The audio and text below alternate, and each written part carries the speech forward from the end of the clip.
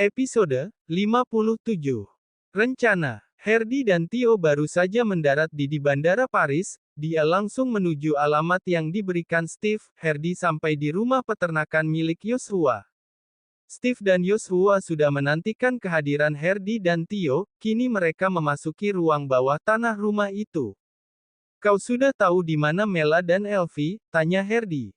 "Iya, mereka ada di pulau pribadi dan di sana mereka dijaga oleh Carlyle, orang kepercayaan orang tuaku," kata Steve.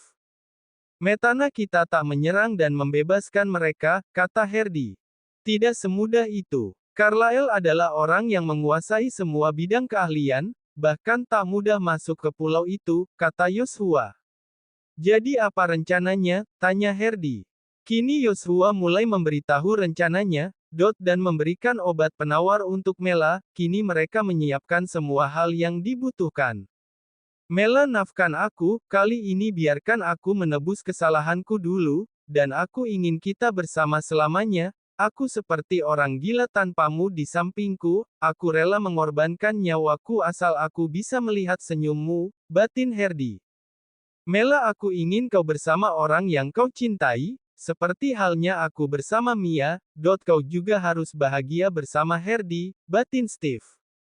Kini mereka berpencar menggunakan 2 helikopter untuk mendatangi pulau itu, Herdi bersama Steve dan Joshua bersama Theo. Butuh 30 menit dengan helikopter untuk sampai di pulau yang dimaksud oleh Joshua, dan pulau itu terlihat seperti hutan dari atas helikopter.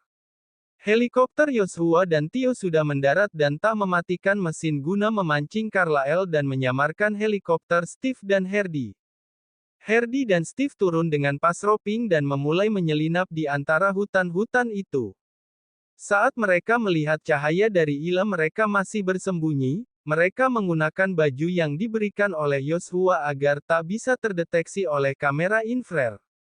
Terlihat Carlyle keluar dari villa dengan wajah merah padam, dan saat Steve merasa Carl sudah jauh mereka berdua masuk ke dalam villa. Villa itu memiliki jendela kaca anti peluru dan mempunyai kunci otomatis yang hanya bisa dibuka dengan sandi. Steve mulai mengingat sandi yang diberikan oleh Joshua tapi salah, dia tiba-tiba teringat hari kehilangan Elvie dan Mela. Steve memasukkan tanggal itu dan bisa, Herdi dan Steve saling pandang, kemudian masuk ke dalam rumah yang lampunya sudah dimatikan oleh Herdi. Kini mereka mencari keberadaan Mela dan Ivy. Ternyata mereka ada di dalam satu kamar. Herdi menyuntikkan obat penawar dari Joshua, dan Steve membius Ivy. Kini mereka membawa kedua wanita itu keluar dari villa, dan menuju ke arah helikopter milik mereka. Steve mengendong Elvie dan naik terlebih dahulu. Kemudian Herdi bersama Mela, setelah merasa aman mereka meninggalkan pulau itu. Sedang Carlyle yang sedang geram melihat Joshua dan Theo yang sedang menikmati anggur merah mereka sambil tiduran di pantai miliknya, dan membiarkan helikopter yang mereka naiki menyala. Carlyle geram sebab Joshua memasuki pulau tanpa izin. Sebenarnya tadi ia sedang menemani Ivy dan Mela tidur setelah memakan kue, tapi alarm berbunyi karena kedatangan Joshua dan Theo. "Apa yang kau lakukan di sini?" kata Carl dingin. "Aku ingin minum bersama temanku, kau mau ikut?" tawar Joshua. "Pergi dari sini, kau mengganggu istirahatku," bentak Carl. "Hahaha, sejak kapan kau istirahat?" kata Joshua santai. "Itu bukan urusanmu, dan pergi dari sini," kata Carl lagi. "Hei, kenapa kau mengusirku? Ini juga pulau milik keluarga Johnson dan berarti aku juga berhak di sini. Jangan-jangan kau menyembunyikan sesuatu ya," kata Joshua. "Tutup mulutmu, dasar tua bangka," maki Carl. "Hei, kau hanya alat dari Jonathan, tak perlu sok mengancam," kata Joshua. "Pergi dari sini," bentak Carl. "Terserah aku mau kemana, aku mau minum menikmati malam indah ini," kata Joshua mengulur waktu. Carlyle makin dibuat geram dengan tingkah Joshua yang seenaknya sendiri, dia pun menatap Joshua dan Theo dengan tatapan membunuh. Tapi Joshua tak bergeming sedikit pun, dia malah tertawa terbahak melihat wajah Carlyle yang tak bersahabat. "Bos, kita waktunya pergi, Nona Stella telah menunggu Anda," kata kopilot.